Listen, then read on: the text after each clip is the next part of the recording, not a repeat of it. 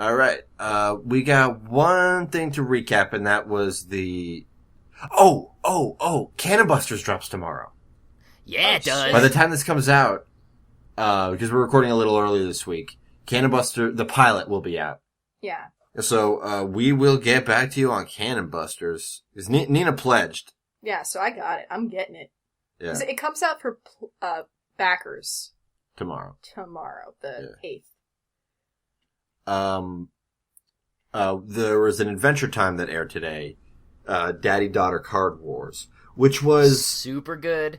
It was very good. It was also weirder than they've been in a while. Yeah. But not in It was the weirdest Jake's Kid episode. Oh, certainly. Yeah. It wasn't You Forgot Your Floaties weird, but it is, there was a weird obtuseness to it, especially with the whole tarot scene in the pyramid. Yeah, they are really digging tarot cards this season. So yeah, we finally see the last of Jake's kids as an adult. Charlie is voiced by, I believe, based on this tweet by Adam Muto, Aaliyah Shawkat. This other guest stars included Rich Summer, Reggie Watts, and Melissa Villasenor. The latter of which has been in the show before. Like, she's one of the grabs. And I think she played the horse. Nice. Yeah. Reggie Watts is probably Grand Prix. So, probably. The episode starts off with, Jake, Charlie, and BMO on a boat. And Charlie's got all these tarot cards and is like doing tricks with them. And Jake's like out of himself like, oh, you like cards? How about this card? And he pulls out a Card Wars card and BMO bails. BMO takes off the safety vest. The safety vest and then jumps in the water. And it's like, should we get him? It's like, we're gonna be late. BMO's a Robobot. We know that BMO doesn't do well in water. And there's a cool thing with the tarot cards. Like, this one means you're a boy. Okay. Nah, I'm just screwing with you. It means you're nice. And then later, Charlie referred to BMO as female, which I think is the most direct they've ever been about the genders. Well, no. They switch it up all the time. They switch it up all the time, and I feel like the most they've ever addressed the idea that BMO is not, like, anything particular about BMO's gender pronouns. Yeah. It's at least the most direct since football. The football character more than the episode. Yeah. So, basically, what Jake is trying to do, he doesn't know how old he is, but he thinks he's turning 30. I doubt it. I doubt he's just turning 30, but that's what he believes, so we're gonna go with that. And he's like, before I do, I gotta put to bed my 20s. And all my 20s shit. Which is good fucking luck. Which is a noble effort and a good sentiment, but I don't know. I mean, I'm not 30. I don't know. You're barely 20. I'm barely 20. I don't know. You're turning 22 in a month and a half. Yeah. Yeah. I'm halfway into it. Yeah. I see Jake as believable. Yeah. And part of this whole burying his 20s was back in his 20s. He was a big Card Wars guy. He had a ponytail. He dated a different horse lady. Charlie makes fun of like, is that your ex? you predictable fuck.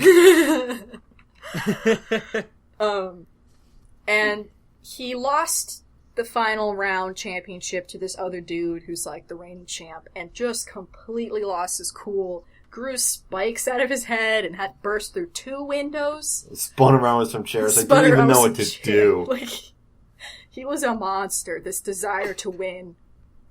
So he's trying to put that shit to bed. So he brings Charlie along because he needs a partner. He also wants her to be his, like, protege or whatever, and blah, blah, blah. And Charlie's like, okay, cool. If I can have one of your bones. Yeah, that's the first sign that something's whack. And at first I was like his dog bones? Like, that he bears in the yard? And no, an actual bone from his body. And he just, he jakes it out of himself. Yeah. Just a little finger bone. And then later when she tries to bail, she's like, do you want more bones? And he barbs all his bones. I just need the one. Jake's a pudding dog. He's my favorite dog. So they go, Jake tells her about all the peeps, and she's like, yeah, cool, whatever. And she's like, savant. She doesn't care about the rules, so she's not paying attention, and she just happens to do an incredible play where they win in 2 turns before the other. That's kind of how Finn played it. Yeah. He just flooped the pig. Well, Finn was at least interested in, like, the effects that it had on what he was doing. He was like, oh, fun. At least initially. Where she was just like, whatever, this one. Cool. Whatever, Dad. And then she bails. She's like, 1 bone, 1 game, blah, whatever, Dad. I'm the youngest, even though we were all born at the same time. So Jake, without the support of Charlie, regresses into his 20s version of himself and does some nasty gaming. He's like, garbage, Wayne. Absolute garbage. Meanwhile, Charlie goes back home, which is an old pyramid or something. She's an eccentric one, alright? And she performs the ultimate personal tarot card reading with the hair of her mom and the bone of her dad. We see her getting the hair of her mom in the preview comic that Steve Wolfhard drew for this one. It's like the longest like comic preview I think they've ever done. It's like 30 panels. Yeah. Wow. I don't think I saw it. And so she performs this thing, and she's like... Oh, and actually, interesting, in this panel, it's like, hey, Mom, could I have some of your... And then a close-up on her mouth. Hair. The exact same thing they do with the bone. Oh. Call back. So, she enters this realm of self-reflection, and she sees her dad, and she's like, why are you here? And then he eats the sandwich. She's like, no, Dad, it's too much sandwich. You need to chew. That part was very strange.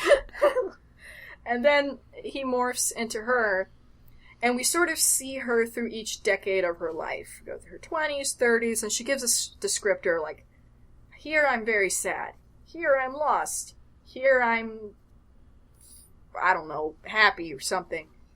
And we see all these adorable versions of her growing up to reaching the very end, where she sort of realizes like self-actualization and kind of absorbs the wisdom of her, what would be her 90-year-old self, who's lived this entire life and learned all these lessons. She kind of absorbs it as a 20-something, and like it becomes part of her being. So now she's like wise and cool, and immediately she's like, oh shit, I totally screwed the pooch on my dad. I need to go like be cool.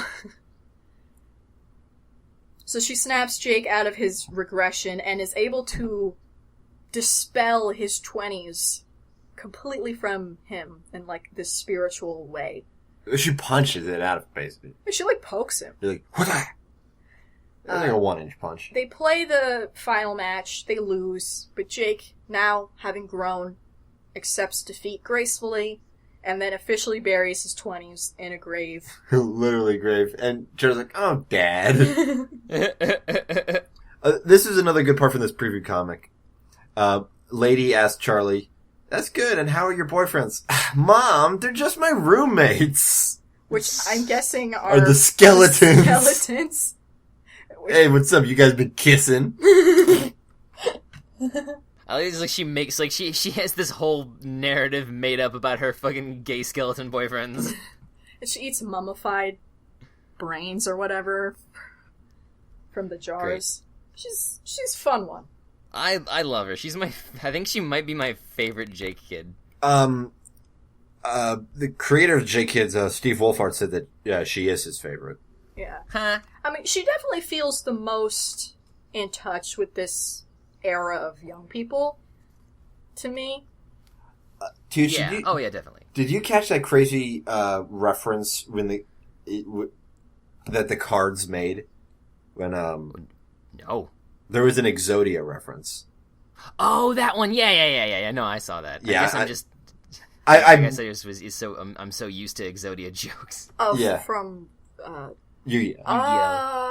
the five guy boy. And also one. Also, a lot of the names of people he was introducing were people from his phone contacts from my two favorite people back in season 1. The only one I caught at the time was Mr. International. They were like, but I think all a lot like of Earthbound characters. That's a good like classic wrestling name. Yeah, because it was like Todd Jennings, Benton, Mike R, Luke. Like those were all regular names, so it didn't come up. It didn't register with me as he was reading them. But yeah, Mr. International. Obviously, I was gonna fucking get that. And there was also Mr. Outrageous. Yeah. And Turtle Princess was just there. There was a bunch of turtles there.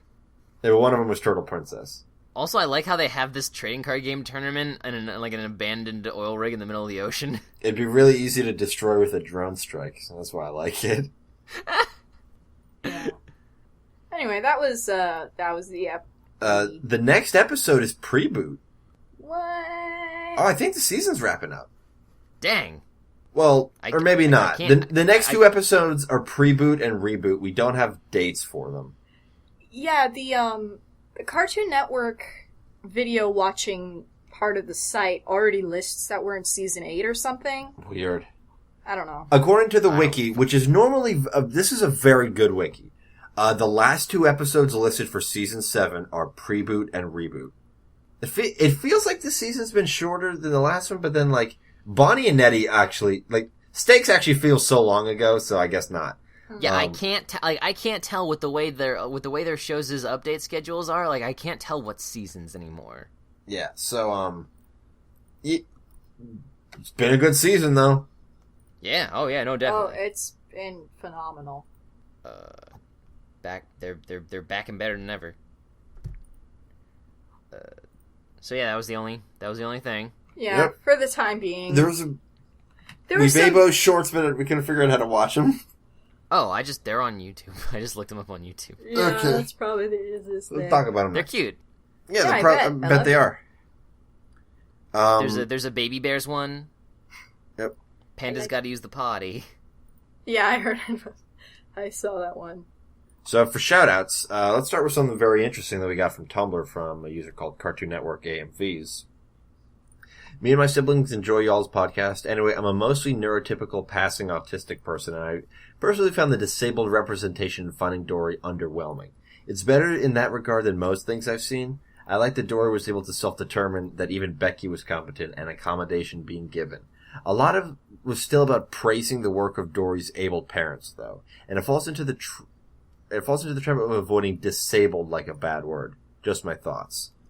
Which I know I was guilty of in the last episode, as well as bringing up the parents thing. So, that was good for me to read. It's a perspective that we don't have, and we always value those. Yeah, no, absolutely. I mean, Yeah. all I know what to do. I'm sorry. Yeah, if we misspoke, as always, we're sorry. Perhaps we made it seem more than it was. To us, it seemed like more, but obviously we're not the authority on that, so... Yeah. I mean, it was just a matter of, like, they didn't really necessarily say that it was, like, bad representation, just, like, and I'm sure, like I definitely don't disagree. I don't think it was a matter of misspeaking. I just think it was a matter that, like, there's always something you can do better, Yeah. And I am going to think more about that concept of praising the abled parents for being so great to their kid. Because when you put it like that, it's like, yeah, that's what they should do. They should be good parents. But there are just an overwhelmingly gross amount of parents who don't.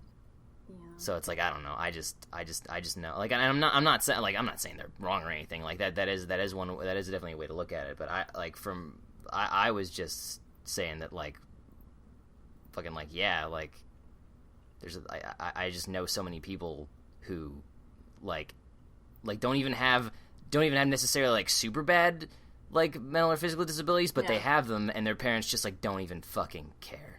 Yeah, like, and I mean, even with, I have some mental disabilities. Nothing super severe or anything.